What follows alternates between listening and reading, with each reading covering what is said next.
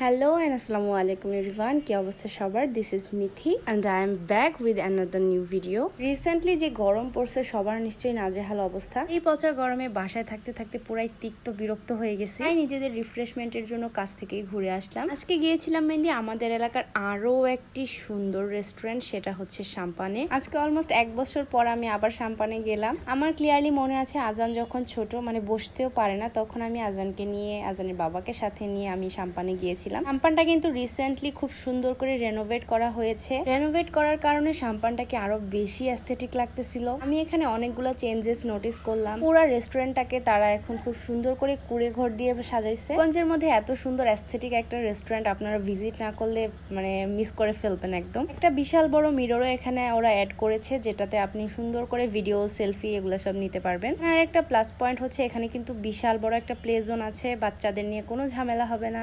Pictures videos করার জন্য কিন্তু প্রত্যেকটা কর্নারে আপনাকে মানে অ্যাট্রাক্ট করবে। শাম্পানের একটা জিনিস আমার কাছে বেশি জোস লাগে, সেটা হচ্ছে শাম্পানে মানে অনেক বাতাস থাকে। এটা কোনো আর্টিফিশিয়াল বাতাস না, মানে একদম ন্যাচারাল ফ্রেশ এয়ার যেটা থাকে সেটা আপনারা সেখানে গেলে ফিল করতে পারবেন। এদের এখানের এই কর্নারটা আমার খুবই বেশি ভালো লেগেছে। এখানকার লাইটিং সিস্টেমটাও খুব সুন্দর হয়েছে।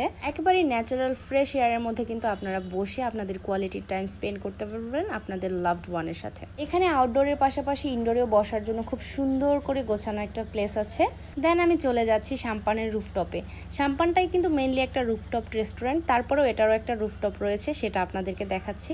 এই হচ্ছে শাম্পানের রুফটপটা, মানে এখান থেকে দেখতে আরো বেশি ভালো লাগে। বলবো আমাদের এরিয়াতে এটা একটা মাস্ট ভিজিট প্লেস। রেস্টুরেন্টটা যে কতটা বেশি সুন্দর আপনারা কিন্তু ভিডিওতে অনেকটা দেখতে পাচ্ছেন। বেশি বাতাস থাকার কারণে এই গরমের মধ্যেও কিন্তু সেখানে একটু কষ্ট হচ্ছে না। এন্ড এখানে তাদের কিন্তু একটা লাইভ কিচেনও অ্যাভেলেবেল আছে। আমার আজান বাবাও কিন্তু সেখানে গিয়ে এবার খুব বেশি এনজয় করেছে, আমিও অনেক বেশি এনজয় করেছি, কারণ খুব বেশি খোলামেলা একটা পরিবেশ ছিল, লোকজনও কম ছিল। আমার কাছে খুব ভালো লেগেছে। আর আজানের বাবা একটা ভিডিওস নিতে চাচ্ছিলাম, এন্ড দেখেন বাতাসের অবস্থা, মানে এত পরিমাণ বাতাস আপনাদের মনে হবে যে আপনারা সমুদ্রের সামনে বসে আছেন এরকম। আজান এদিকে আজানের মামাকে নিয়ে পুরো রেস্টুরেন্টটা চষে বেড়াইছে পুরা।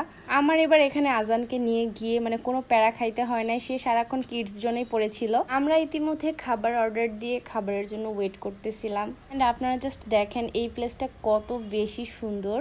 অ্যান্ড আমার ছেলেকে দেখে মাশাল্লাহ বলতে কেউ ভুলবেন না, ছোট বাচ্চাদের দেখলে কিন্তু অবশ্যই মাশাল্লাহ বলতে হয়। এদিকে সে পানি খাবার জন্য নিজেই একা একা পানির বোতল নিয়ে আসছে। এনিওয়েজ কথা বলতে বলতে আমাদের কিন্তু খাবার চলে আসছে। আমরা এখানে অর্ডার করেছিলাম red baked pasta and chicken fry. তাদের এই পাস্তাটা একেবারে বেস্ট, আমি বলবো অর্থিত একটা পাস্তা। আমি অ্যান্ড আজানের বাবা দুজনেই খুব বেশি পছন্দ করেছি এটা। অ্যান্ড খাবারের কোয়ান্টিটিও অনেক ভালো ছিল অ্যান্ড প্রাইসও মোটামুটি অনেকটাই রিজনেবল ছিল। আজকের ভিডিওটা এ পর্যন্তই। হোপ আপনাদের ভালো লেগেছে। আল্লাহ হাফেজ।